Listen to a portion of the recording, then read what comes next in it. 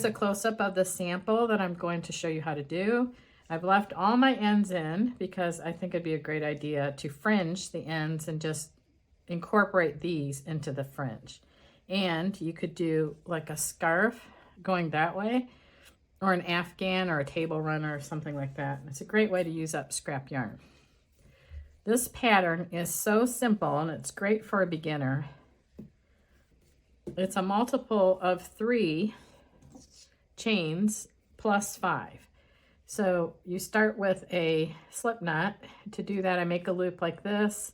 The top strand, I pull across the back, so it looks like a pretzel. And I pull the back strand forward, and there's a knot side, and I call that the slip side. So you tighten the knot side like this, and then put the slip knot on your hook, and then pull this up. It should float on your hook like this. One thing to note when you're doing a starting chain on a project like this where it's rows, you want to make sure that you're doing this loose enough so it doesn't it shouldn't pull in. If you do your chaining real tight, that will do 2 things. It will pull it in and it will make it harder to go into the chains for your first, for row 1. It'll make it more difficult. So if you need to go up 1 hook size just for that starting chain, and then switch back to the hook that you want to use. My first sample, it pulled in like that. So not only did I have that pulling in, but I had this going off to the side because I thought it'd be a great idea to do it all on one side, but it's not a good idea. So let me get started here. So this is a multiple of 3 plus 5. So I am going to chain 17. 1, 2, 3, 4, 5, 6, 7, 8, 9, 10, 11, 12, 13, 14, 15, 16, 17. Okay, those are my 17 chains. The first shell is worked in the 5th chain from hook. Right there is the first chain, 2nd chain, 3rd chain, 4th chain, 5th chain is right here. So I'm going to yarn over, go in here, and do a double crochet. So a shell is 2 doubles, chain 1 and 2 doubles. You can see the shell right here. So that's what I'm doing, but instead of doing shell and shell here, I'm doing the foundation row and the shells are going into the foundation chain. So I did the chain 1, so I still in the same chain, I'm going to do 2 more doubles. And now you might want to pull the chain like this. And I want to skip 2, 1, 2, and I'm going to work a shell in the next one. So that's 2 doubles, chain 1, and 2 doubles. Okay, now we have 2 shells. Now you skip 2 again and shell in the next chain. Once you get past row 1, it becomes like super easy because you're always working your shells into the chain 1 space of the shell. You know exactly where to go. Here you have to count, make sure you go in the right chain. So there's 3. Now you skip 2 and you shell in the next one, chain 1, and then 2 doubles.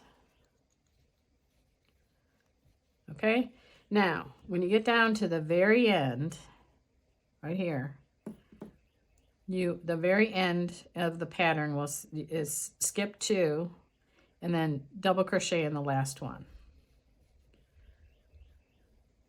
Just like that. So that completes row 1. One trick you might want to try, if you chain a lot more than you think that you know you will need, you can always come down here to the end and cut the extra chains off. It's very easy. So you don't have to be like super vigilant on getting your chains perfect, especially if you do this like lengthwise for an Afghan, you don't want to, I mean, you're going to have, I don't even know how many that would be, but it'd be a lot. So you want to just chain extra. And when you get down here, if you have extra chains, then you just snip it out here, and then you unravel the chains, and it'll lock back to the last double crochet. So now, and so on this sample, on this one, I kept joining here every row to get it all on the right side.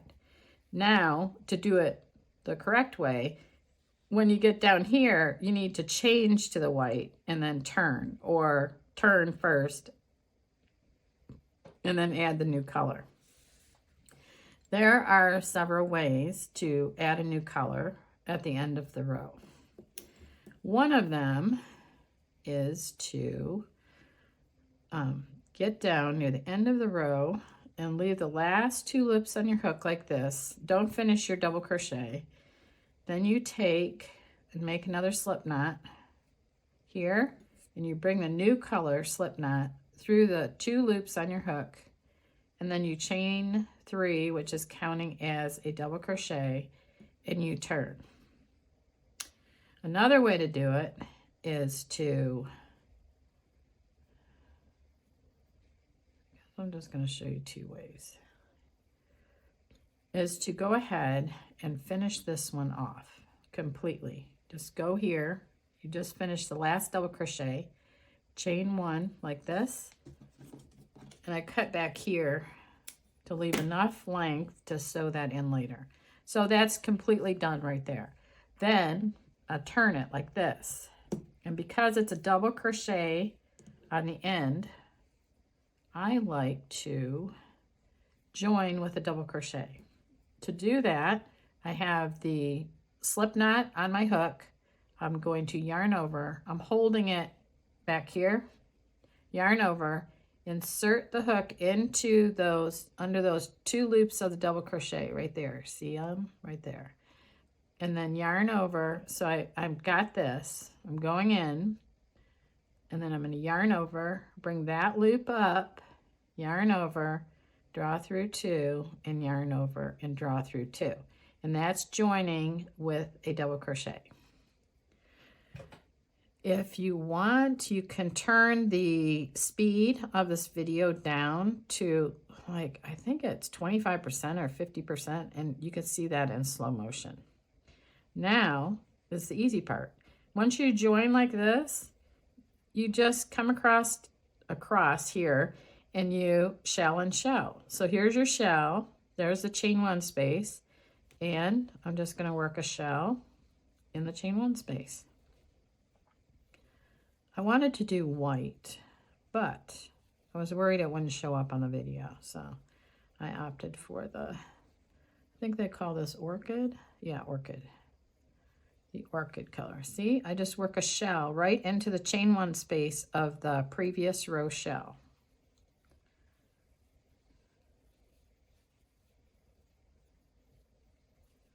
It doesn't get much easier than this.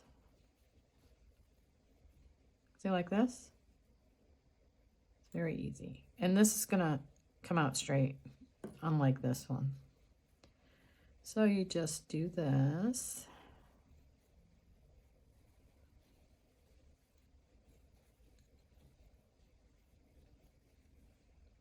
Here's the last shell.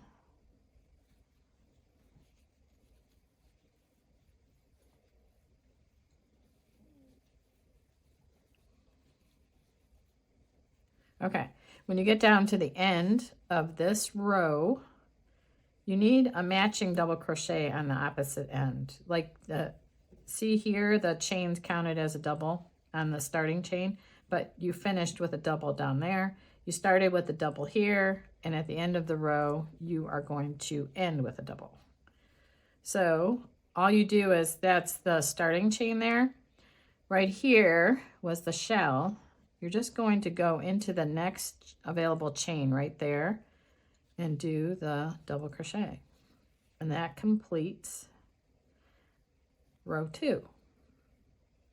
And then you would finish this one off Or you could, okay, let me show you another way.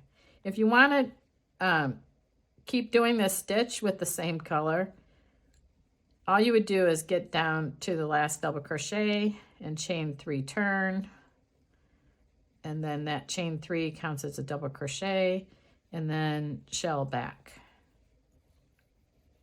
So you could do it and like maybe change colors every 3 rows or whatever you want to do.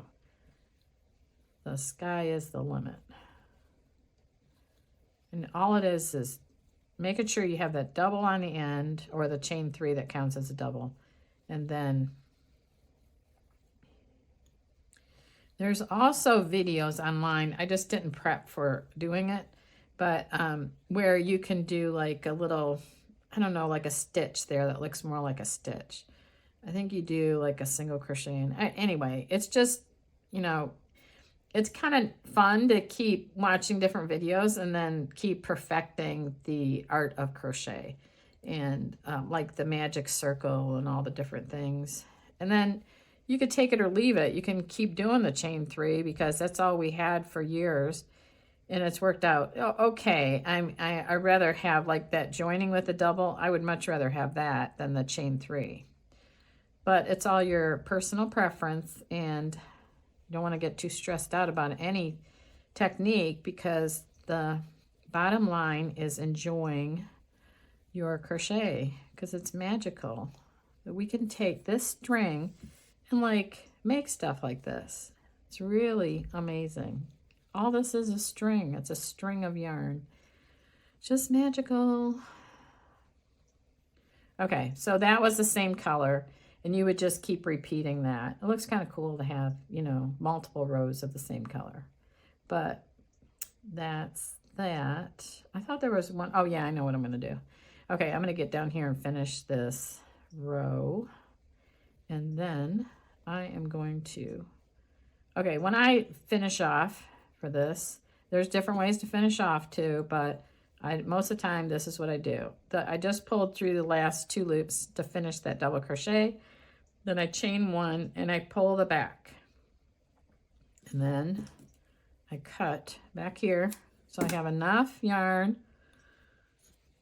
to weave in my ends, or in this case, I'm going to show you how you could make some fringe.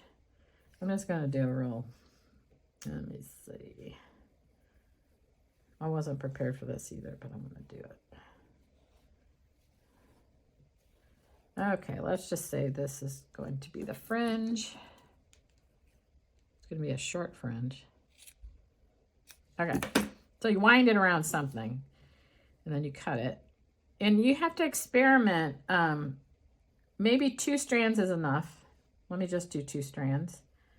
2 strands of yarn like this. And then I don't want to have to sew in these ends. Let's just say that I'm saying that. And then I'm going to go like this. I'm going to go like this. I need to pull these strands through the loop on my hook, but I'm also going to take this strand and bring it through the loop also.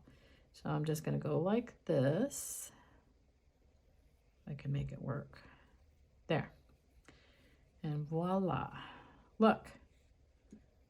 So actually, I think this, well, this was that starting chain. So it wants to slide over a little bit. There, that's better.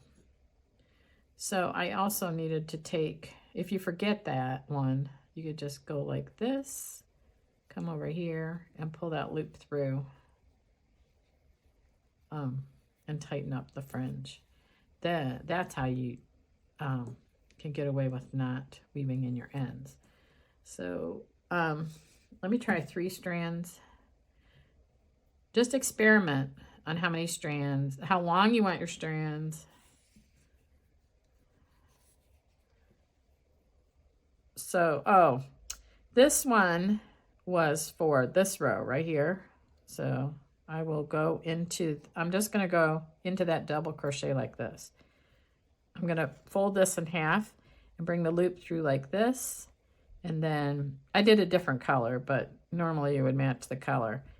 Then I will take all 3 strands well, now it's 6 strands because it's doubled, but I'll take this one too, and I'll yarn over with all of it, and then bring the 3 loops of that fold through there, and then I will pull the tight a little bit, and so it would be like that.